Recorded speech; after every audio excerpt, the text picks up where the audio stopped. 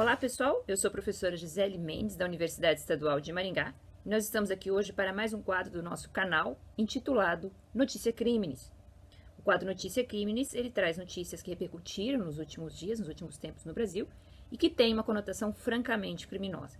Na verdade, nós vamos falar de 2 crimes hoje aqui no nosso quadro do nosso canal, professora Gisele Mendes do YouTube, ok? Então, uma repercussão muito grande que teve nos últimos dias de fevereiro foi o fato de serem encontrados quase 200 trabalhadores em condições análogas à escravidão na região da Serra Gaúcha, na região do município de Bento Gonçalves, no Rio Grande do Sul.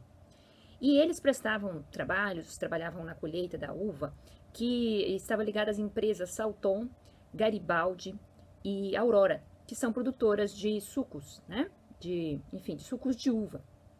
Então, Salton, Garibaldi e Aurora não contratavam diretamente os trabalhadores para operarem na colheita da uva, mas terceirizavam, que é bastante frequente no Brasil, né, a mão de obra através da empresa Fênix Serviços Administrativos. Essa empresa, então, é quem contratava, diligenciava, fazia os pagamentos e era responsável pelas condições de trabalho dessas pessoas ali na região de Bento Gonçalves, Rio Grande do Sul. As 3 empresas, elas têm uma relação direta, claro, com a Fênix, né? E se aproveitavam da mão de obra justamente para a colheita da uva, da qual são feitos os sucos dessas 3 empresas, né? Bom, então, o que aconteceu foi que esses trabalhadores, quase 200 pessoas, né? Todos eles homens, eles tinham origem baiana, a maioria também, e eles eram maltratados e estavam em condições de extrema penúria, degradantes e indignas no trabalho que eles realizavam. Para que isso chegasse a conhecimento das autoridades, em primeiro lugar da Polícia Rodoviária Federal, a Polícia Rodoviária recebeu um áudio relatando o que acontecia. 3 deles fugiram do local de trabalho e relataram isso através de um áudio num grupo, né? E o áudio foi repassado à polícia, que então teve contato com as condições. Foi lá, verificou e viu que de fato havia condições análogas à escravidão naquela situação de trabalho ali da colheita da uva do Rio Grande do Sul para esta empresa terceirizada que, por sua vez, prestava serviços para as 3 vinícolas, não é? E que, portanto, estavam relacionadas aí a essas condições também, certo? Tudo isso foi comprovado, por isso mesmo que eu estou citando o nome das 3 empresas, da empresa terceirizada aqui. Bom, o fato é que, no áudio, eles relatam, né, 3 trabalhadores que conseguiram fugir, porque eles estavam literalmente presos lá, naquelas condições, né? Eles relatam o seguinte: eles entraram no quarto, as pessoas, né, que operavam ali pela Fênix Serviços Administrativos, eles entraram no quarto, trancaram a gente e bateram spray de pimenta no nosso rosto. Nos espancaram com cadeira, me deram choque. Eu estou aqui todo quebrado. Trancou a gente no quarto dizendo que ia matar a gente. A gente fugiu pela janela. A gente está dentro do mato, escondido. Estamos pedindo socorro, tá? Isso chegou a conhecimento da Polícia Federal, Polícia Rodoviária, e daí tudo foi desatado agora no final de fevereiro do ano de 2023. Pois é, né, pessoal? Estamos no ano de 2023 e pessoas são tratadas em condições análogas à escravidão. As vinícolas Salton, Garibaldi, Aurora, elas alegaram que não sabiam de nada, né? Embora elas tenham contratado a Fênix. A Fênix não pode alegar que não sabia de nada, uma vez que a Fênix operava, como eu disse no começo do vídeo, com as condições de trabalho, fazia os pagamentos, enfim, operava com os trabalhadores diretamente. A terceirização é justamente para que ela se encarregue, a empresa, de fazer esse contato e conseguir, né, a prestação de serviço, as condições da prestação de serviço, fechar os contratos com os trabalhadores e não as próprias vinícolas. Então, as vinícolas podem dizer: olha, a gente não sabia que isso era feito. É uma alegação, né? Mas elas diretamente não eram quem contratava o trabalho dessas pessoas. De todas as formas, elas divulgaram notas, né, as 3 empresas que são vendedoras de suco de uva pelo Brasil inteiro, dizendo que condenam o trabalho análogo à escravidão, que, enfim, que não tinham conhecimento de que isso era feito assim, uma vez que não são elas quem contratavam diretamente os empregados, né? Como eu disse, a terceirização ela entrou em cheio no Brasil, sobretudo a partir da reforma trabalhista de 2019. E aí nós temos a situação de que alguém cometeu um crime, né? Alguém cometeu um crime, porque além da questão do Ministério Público do Trabalho, né, que opera do ponto de vista judicial, mas no sentido não penal, né, no sentido das indenizações que são devidas a esses trabalhadores, nós temos também o crime. E é isso que nós estamos falando aqui, notícia crimes, tá? Já foi fechado um acordo, nós estamos nos primeiros dias de março de 2023, da ordem de 7 milhões de reais para a indenização de danos individuais, também de danos coletivos a esses 200 trabalhadores, certo? E claro, as empresas se comprometem, a Fênix, né, no caso, se compromete, foi condenada ao pagamento dos 7 milhões de reais. As empresas também, as 3 vinícolas se comprometeram a abolir esse tipo de trabalho, a, enfim, fazer campanhas, incentivar o trabalho que seja correto, justo e digno, né, e não um trabalho escravo. Mas essa condenação, ela tem um aspecto civil, esse aspecto trabalhista de indenização, né, é um aspecto basicamente de reparação de danos morais e materiais dessas pessoas. O que nós vamos focar aqui no nosso quadro, no nosso canal, Notícia Crimes, é no crime que pessoas cometeram, né, pessoas físicas cometeram, e é importante saber quem tinha o dolo, seja na Fênix, seja nas 3 empresas contratantes, para que seja feita uma apuração pelo Ministério Público Federal, mas aí o Ministério Público não do Trabalho, o Ministério Público encarregado com jurisdição penal da apuração e da denúncia de crimes, para que eventualmente alguém possa ser punido por isso, né, gente? Porque não foi simplesmente um caso de dano moral ou material, foi muito mais. Pela narrativa que eu acabei de fazer para vocês, nós temos aqui, francamente, o crime de redução à condição análoga de escravidão no Brasil. Eu vou colocar esse crime aqui no rodapé para vocês, mas eu quero deixar muito claro que o crime existe já há muito tempo, não é nenhuma novidade no nosso ordenamento, e ele é um crime grave e que tem essa rubrica, redução à condição análoga de escravo, porque não há condição de escravidão no Brasil. Eu tenho que colocar a palavra análoga, parecida, né? O que seria se houvesse. Porque a escravidão, como nós sabemos, foi abolida em 1888 no Brasil, formalmente, né? Embora a gente possa ver, nós estamos no ano de 2023, que parece que não é bem assim. Mas como não existe a condição jurídica de escravo no Brasil, nós não podemos dizer que o crime é de escravidão ou de redução à condição de escravo, porque essa condição de escravo não existe, né? Legalmente falando. Então, é de redução à condição análoga à de escravo. E aí, o crime, ele tem uma redação bem fechada, bem, que a gente diz de forma vinculada, né? Para que não se possa colocar todo tipo de coisa ali, deve ficar muito claro o que é e o que não é crime, como o princípio da legalidade impõe, né? Já que se trata de algo muito grave. Então, o artigo 149 do Código Penal Brasileiro, que eu estou colocando aqui para vocês no rodapé, ele diz o seguinte: reduzir alguém à condição análoga de escravo, quer submetendo a trabalhos forçados ou a jornada exaustiva, quer sujeitando a condições degradantes de trabalho, quer restringindo por qualquer meio sua locomoção, em razão de dívida contraída com o empregador ou preposto. E a pena é uma pena de reclusão de 2 a 8 anos e multa, além de toda a pena correspondente à violência. A gente viu que os trabalhadores narravam coisas como lesões, né, spray de pimenta, enfim, e até ameaças de morte. Este é o crime? Indubitavelmente. E alguém vai ter que ser investigado e muito provavelmente condenado por isso. Não basta só pagar, fazer o TAC e ir embora, né? Seja na Fênix, seja quem tivesse o dolo, conhecimento direto ou eventual da ocorrência disso aqui, gente, vai ter que responder criminalmente. O dolo, neste crime, ele é bastante frequente, a doutrina especializada repisa bastante isso, que seja o dolo eventual. Porque, na verdade, a pessoa, seja pessoa jurídica, que pessoa jurídica não pode responder por crime, não, nesse contexto. Vamos ter que ir atrás dos dirigentes e as pessoas físicas que tinham o dolo e o conhecimento. Mas, enfim, a empresa, né, os dirigentes, eles buscam muito o lucro, indubitavelmente. Então, o que eu quero? Eu quero o lucro. O trabalhador vai ficar em condições de penúria, porque isso é barato, né? E eu produzo mais e arco com menos despesas. Ok, para mim. Então, eu tenho um dolo eventual de reduzir alguém à condição análoga de escravo.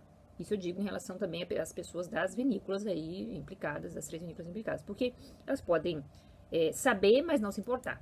E podem dizer, não, eu não queria que fosse assim, eu não pedi que fosse assim, que eles fossem tratados dessa maneira. As condições também dos quartos, dos locais onde eles dormiam, de extrema sujeira, enfim, além de todo esse tratamento que a gente narrou ali, né, violento. É importante saber que o dolo, ele muitas vezes é eventual. Eu posso dizer, olha, o que eu queria era que produzisse a minha uva, que produzisse o meu suco, que colhesse a minha uva, né? Mas eu não me importava, eu não estava nem aí, eu nem fui olhar, não quero saber de como eles estavam sendo tratados. E aí, se comprova, é claro que a acusação tem que ser comprovada pelo Ministério Público, ninguém tem que provar que é inocente, mas o Ministério Público tem que provar que há culpados, né? Que sejam as pessoas físicas que estavam, ou que de alguma maneira, né, seja o empregador, seja o preposto, né, aquele que está operando a mando do empregador, e mesmo na Fênix, claro, né, que é diretamente implicada e que foi condenada já, nós temos pessoas que sabiam dessas condições e não se importavam, nós temos configurado o dolo eventual desse delito. Então, muitas vezes, a pessoa vai dizer que não queria escravizar ninguém, uma condição análoga à escravidão, mas não se importava, uma vez que o importante era colher a uva, fazer o suco e ganhar dinheiro, tá? Então é muito comum o dolo eventual em relação a esses comportamentos. E vejam quais são os comportamentos. São todos caracterizados, com certeza, na narrativa dos trabalhadores, né? Trabalhos forçados, jornada exaustiva. Então, o trabalho forçado é aquele trabalho indigno, aquele trabalho pesado, penoso, né? Que é o que acontecia. A jornada exaustiva é aquela que passa muito além daquilo que pode ser considerado hora extra. A pessoa fazer uma hora extra, 2 horas extra e receber, tudo bem. Se não receber, condenação trabalhista. Mas é aquela jornada assim, de 14 horas, de não dormir, de dormir no local de trabalho e já acordar trabalhando de novo. Né? De simplesmente não sair nem do local de trabalho para poder aproveitar o máximo tempo que tem durante o dia. Isso é uma jornada exaustiva. Né? Toda hora que puder trabalhar, que tiver acordado, trabalhar. Ou seja, não tem indenização de hora extra que compense isso, porque já entra na esfera criminal. Além da, obviamente, a gente passar pela esfera, como nós já atravessamos a esfera trabalhista civil, né? Mas aí chegamos na esfera criminal, que não adianta pagar a hora extra, nós precisamos da condenação criminal. Há uma lesão, um bem jurídico. Portanto, dizer, o bem jurídico aqui, se não ficou claro ainda, é a dignidade. É a liberdade? Também, há um cerceamento da liberdade. Eles eram presos, né, e tal, ameaçados, isso é implicação da liberdade. Mas o problema da gente colocar liberdade, muito importante que eu vou dizer, como bem jurídico deste crime, é que a liberdade é um bem jurídico disponível. Até no sequestro, né? A pessoa pode querer ficar encarcerada em determinadas condições. Às vezes, de entretenimento como o Big Brother Brasil, é uma condição em que a pessoa prescinde da liberdade, uma série de condições, mas ela está trancada, né? Ou uma pessoa pode querer ficar trancada em determinado local de estudo, falar, eu quero me concentrar, enfim. A liberdade é prescindível.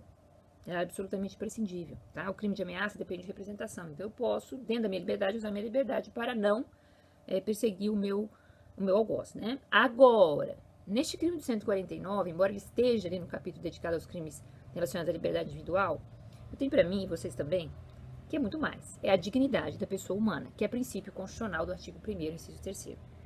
Porque a dignidade, ela não é disponível. Então, se a pessoa disser, como muitos podem dizer, 3 denunciaram, outros podem dizer, não, mas eu quero ficar no meu emprego porque eu preciso comer, eu preciso receber, e vocês denunciam esse empregador aí porque eu quero ficar desse jeito mesmo.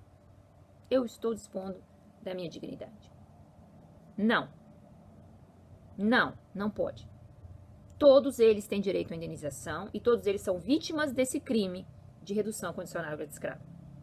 Eles não podem prescindir da própria dignidade, porque se uma pessoa prescinde da dignidade humana através do seu consentimento, toda a humanidade perde também a sua dignidade. A dignidade humana de toda a humanidade é colocada em risco quando pessoas são tratadas assim e humilhadas assim, em condições análogas à escravidão.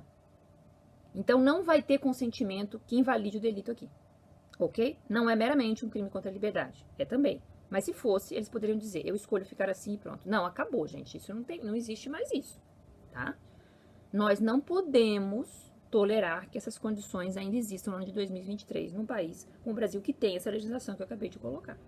Então, a pessoa querendo ou não querendo, porque muitas vezes o trabalhador vai querer, porque ele precisa comer, né? Precisa receber. Ele fala, não, mas eu aceito ser tratado assim, igual um bicho, que aliás, nem o bicho tem dignidade também, tá? Os animais também têm uma lei de proteção a eles. Então, mesmo que a pessoa diga que não quer esse crime de ação incondicionada do Ministério Público Federal, a dignidade é imprescindível. Não tem consentimento que arraste a ilicitude deste crime e que torne essa conduta lícita perante a aquiescência da vítima. Não tem vítima que possa aquecer na disposição, na disponibilidade da sua dignidade, tá bom? Ok, então, eles estavam nessa condição porque, além disso, da jornada exaustiva, né, enfim, da jornada forçada, as condições de trabalho eram degradantes. Essa fase, essa prática, essa frasezinha, ela é muito bem a que se encaixa aí, porque ainda que não houvesse uma jornada exaustiva, e havia, as condições eram degradantes. É a sujeira, é a humilhação, é a maneira como a pessoa é tratada, obrigada, forçada, ameaçada, spray de pimenta, tá? E se ela é espancada, lá vem mais coisa. Já vou falar. Quer restringindo por qualquer meio sua locomoção, em razão da dívida contraída com o empregador por isso. Aí tem que ver se é em razão de dívida, aquelas dívidas impagáveis que a pessoa começa, às vezes, comprando coisa ali numa mercearia, numa quitanda, que está dentro, né, da própria vinícola, e depois ela vê que aquilo é muito caro, não tem onde ela buscar algo mais barato, e quando ela vai receber o salário, não tem salário, porque tudo que ela devia ficou na mercearia do patrão. Isso é muito comum também no interior do Brasil, infelizmente não é coisa de tempos antigos não, tá? Aí a pessoa fala, pô, mas eu quero, a minha rescisão eu quero ir embora. Não, mas você não pode porque você está devendo mais do que você tem direito a receber. E, portanto, você vai ficar aqui. Como? Escravizado, né? Não é disso de que isso tenha acontecido, mas, enfim, essa parte das condições degradantes, da jornada humilhante, exaustiva, extenuada, forçada, até pelos golpes, né, pela violência empregada, está mais do que caracterizada. Vamos ver quem é que tinha o dolo, eventual que fosse, em relação a essas condições. Essas pessoas têm que ser denunciadas e condenadas por este crime aqui. Bom, quando a pena diz que é de reclusão de 2 a 8 anos e multa, eu quero chamar a atenção porque também tem a pena correspondente à violência. Que é assim, espancou, bateu, eu tenho que agregar as penas das lesões corporais. A ameaça, professor, o crime de ameaça, que é um crime que vem logo antes desse aqui, já está inserido no contexto deste crime. A ameaça é um crime subsidiário, bastante leve, condicionado à representação. Todo mundo fala, eu vou te matar e tal. Isso é claro que tem uma gravidade, mas já inserida numa gravidade maior, que é a do crime do 149. Então, a pessoa que cometeu este crime aqui já está respondendo pelas ameaças feitas. Mas não pela violência. A violência tem que agregar e somar todo tipo de violência. Lesão leve, lesão grave, lesão gravíssima, todo espancamento, eventualmente até a morte de alguém nesse contexto, né, gente? Que parecia que a violência era tão grande que se alguém morresse ali, era também uma questão até de dolo eventual. De tanto bater, de tanto humilhar. E disseram, vou matar vocês, né? Então a ameaça, ela fica como subsidiária, mas todo tipo de violência é somado, além das penas correspondentes, às do 149, eu tenho a soma das penas da lesão corporal. Ok? Então, nós temos, francamente, este crime na situação de Bento Gonçalves, infelizmente. Né? E para culminar, depois de tudo isso ser divulgado no final de fevereiro, a gente tem ainda a situação de um vereador do Rio Grande do Sul. Ele se chama Sandro Fantinel, ele pertencia ao Partido Patriotas e é de Caxias do Sul, não de Bento Gonçalves, mas é a região vinícola do Rio Grande do Sul. E esse Sandro Fantinel divulgou um vídeo que eu vou colocar aqui para vocês, comentando o assunto, ok? Agora o patrão vai ter que pagar a empregada para fazer limpeza todo dia para os bonitos também? É isso que tem que acontecer? Temos que botar eles no hotel 5 estrelas para não ter problema com o Ministério do Trabalho? É isso que nós temos que fazer? Gente, eu só vou dar um conselho. Agricultores, produtores, empresas agrícolas que estão nesse momento me acompanhando, eu vou dar um conselho para vocês. Não contratem mais aquela gente lá de cima. Conversem comigo, vamos criar uma linha e vamos contratar os argentinos. Porque todos os agricultores que têm argentinos trabalhando hoje só batem palma. São limpos, trabalhadores, corretos, cumprem o horário, mantêm a casa limpa e no dia de ir embora ainda agradecem o patrão pelo serviço prestado e pelo dinheiro que receberam.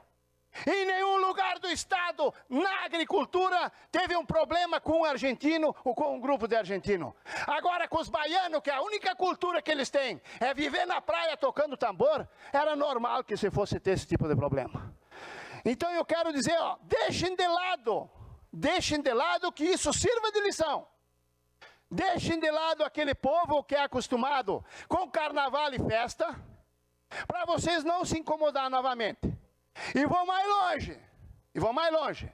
O problema, senhoras e senhores, ele foi tão grave, mas tão grave, foi uma escravidão tão grave, que além dos caras voltar bêbado para o trabalho, né, teve vários desse mesmo grupo que não quiseram ir embora, que quiseram permanecer em Bento e que quiseram permanecer na empresa e continuar trabalhando. Ué? Mas se estava tão ruim, senhor presidente, se estava tão ruim a escravidão, como é que alguns do próprio grupo não quiseram ir embora? Quiseram permanecer trabalhando na empresa? Ué, se estava tão ruim, a situação teria que ser unânime. Todos deveriam querer ir embora. Então vamos abrir o olho, povo que me assiste, tá? Quando falam em análogo à escravidão. Porque eu conheço bem como é que funciona essa situação. E para concluir, senhor presidente, para concluir, a intenção é trabalhar 10, 15, 20 dias e receber 60, mais os direitos. Concluindo. Essa é a intenção. Obrigado, senhor presidente. Então, né, A situação já é horrorosa.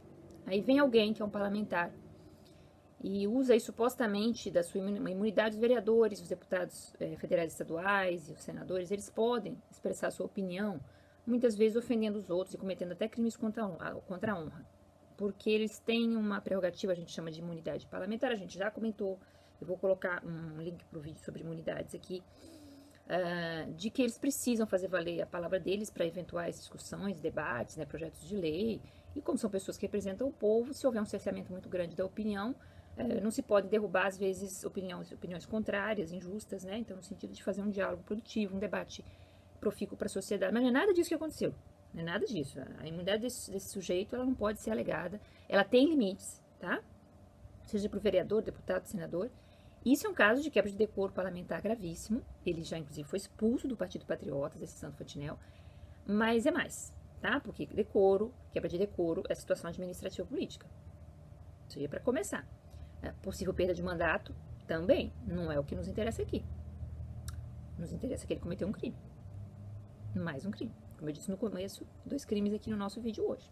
Então a criatura fala isso e aí diz lá, nossa, várias coisas que a gente tem até ojeriza de repetir, né? Dizer que os sujeitos, por serem baianos, eles só ficam tocando na praia, tocando tambor na praia e tem essa cultura, né? Uma ofensa clara à cultura e a toda a população baiana. Depois diz que os argentinos, eles são limpos, eles são organizados, e eles até agradecem quando vão embora.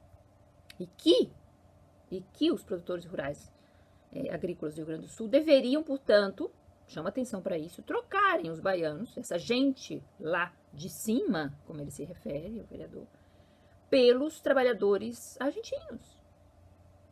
Ok? Ele falou isso, por incrível que pareça. E ainda diz que tem uma lógica capitalista por trás disso, de operar com indenizações, de querer ganhar mais, de querer um aumento, aí fica lá 2, 3 meses, vai embora, e não sei o que lá. Culpabiliza a vítima, isso chama culpabilização da vítima, pelo próprio sofrimento. Achando que aquelas condições lá estavam muito boas, né? Eu queria ver ele viver naquela situação lá e trabalhar. E ele instiga, né, o ódio à população baiana, ao trabalhador baiano, e opera como solução, ou oferece aí uma alternativa aos argentinos, estrangeiros. Nossa, gente, é tanta coisa. Mas, enfim, basicamente, o que essa criatura fez? Cometeu o crime do artigo 20 da Lei 7.716, de 1989, que é a lei antirracismo. Essa lei, claro, né, é uma lei antiga, mas essa lei está toda hora em vigor, ela está toda hora em voga, ela está toda hora sendo chamada a ser aplicada, porque infelizmente a quantidade de preconceito que tem no Brasil, e não só por razões de origem, que é o que está acontecendo aqui, né, raça, origem, cor, etnia, mas também contra o idoso, contra a mulher, contra a população LGBTQIA+, que o STF já deixou muito claro que também entra nessa lei. Mas é fato que a lei ela vai precisar se expandir para além dessas situações de interpretação extensiva, porque o preconceito contra as minorias está demais, né? Em relação à xenofobia, vamos dizer, professor, xenofobia por quê? Não é baiano? O baiano não é estrangeiro? Não, é xenofobia sim, tá bom? Porque o xenos, o xeno do grego, estrangeiro, ele é o estranho. Eu não reconheço o outro como igual a mim, ele é um estranho. Aí eu tenho xenofobia, tenho fobia de pessoas estranhas. Eu não sou baiano, eu sou gaúcho e eu não gosto dessa gente lá de cima, como ele diz. Então, sim, é xenofobia, tá? Sim, é xenofobia. Além da referência aos argentinos, como se eles fossem também bonequinhos, né, que vão operar e agradecer, muito obrigado, eu sou limpinho, eu sou organizado, me contrate. Então, também coisificando a situação do trabalhador argentino, né, e humilhando. Mas o preconceito, claro, foi contra os baianos, não os contratem, né, e o estranho, ele não é só o estranho do estrangeiro de outro país, também é dentro do Brasil. Então, o preconceito de origem não é só contra o estrangeiro não nacional, é de origem também norte e sul, enfim, regiões do Brasil, estados, cidades, enfim. E aí a criatura comete o artigo 20 da Lei 7.716, lei importantíssima, que diz assim: praticar, induzir ou incitar a discriminação ou preconceito de raça, cor, etnia, religião ou procedência nacional. Então, quando se fala em origem ou procedência nacional, nós temos claramente a situação do artigo 20. A pena é de reclusão de 1 a 3 anos e multa. Ah, professora, mas ele está discriminando e praticando? Sim, o primeiro verbo com certeza. E mais do que isso, ele está induzindo, ele está incitando, fazendo com que outras pessoas possam replicar esse discurso xenófobo dele, achando que isso é normal. Ele está normalizando e banalizando aquela situação como se fosse algo que eles não pudessem reclamar, que os baianos não tivessem direito de reclamar, tá? E ainda culpabilizando os baianos porque são um povo da cultura do tambor, então eles não gostam de trabalhar, por isso que aconteceu o que aconteceu. Ainda por cima perseguindo em razão da sua cultura, né? Então, ele com certeza fez isso. Essa pena de 1 a 3 anos de multa, é verdade que não é a maior pena, talvez que se merecesse colocar aqui, porque é um crime particularmente grave, né? Mas nós temos a possibilidade de aumentar a pena do cidadão, tá? Porque houve uma operação de alteração dessa lei, muito recente, e aí nós tivemos alguns parágrafos novos, tá? Eles foram inseridos pela Lei 14.532, de 2023, 11 de janeiro. Nós vamos falar no próximo quadro, chamado Novidade Legal dessa lei, uma lei que trabalhou bem a questão da injúria racial, do racismo no Brasil, e alterou e modernizou a lei. A lei é boa, né, gente? Como eu disse, mas ela vai ter que ir se modernizando e acaparando novas situações de preconceito contra mais minorias, porque a situação não para, né? E são muitas minorias que são discriminadas, todas as minorias discriminadas deveriam estar dentro dessa lei, né? E a lei, ela começou em 89 falando de racismo, no sentido de raça, no sentido étnico-cultural, no sentido de cor. E aí ela foi sendo ampliada, então tem a pessoa idosa, a pessoa com deficiência, e a população LGBTQIA+, e aí, enfim, todas as minorias de fato deveriam estar dentro da lei, né? Até de forma expressa, mas por hora vão se fazendo aí alguns remendos, né? Bom, nós temos nessa mesma lei 7.716 de 89 a possibilidade de aplicar o artigo 20b para esse vereador, tá? Que é o seguinte: os crimes previstos nos artigos 2º-A, que é a injúria, e 20, a gente acabou de ver desta lei, terão as penas aumentadas de 1/3 até metade quando praticados por funcionário público. Essa criatura é um funcionário público? Sim, ele é um agente político, tá? No sentido do Código Penal, nós temos que é funcionário público, artigo 327, é porque ele que transitoriamente ocupa alguma função pública. É claro, ele é um vereador, daqui a pouco ele deixa de ser, ainda mais se ele for cassado, mas enfim, a pessoa tem um mandato, são 4 anos, então não é o funcionário de carreira que tem um cargo no Estado, mas essa pessoa, ela é eleita, ela é um agente político, desempenha funções públicas, seja gratuitamente ou onerosamente, isto é um funcionário público para efeitos penais. Tá bom?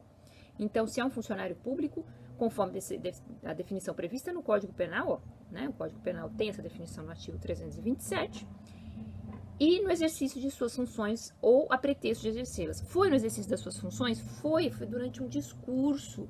Ele estava lá falando na tribuna para todo mundo ver, como vereador, não estava discursando num churrasco de casa, não, que aliás também seria crime. Mas aí, para eu aumentar, eu aplico 20, e eu aplico esse 20b, uma vez que ele estava no exercício de suas funções. Olha só o peso e a responsabilidade que ele tinha para falar a besteira que falou, tá? O crime, a besteira não, o crime, né, que ele fez, que ele cometeu.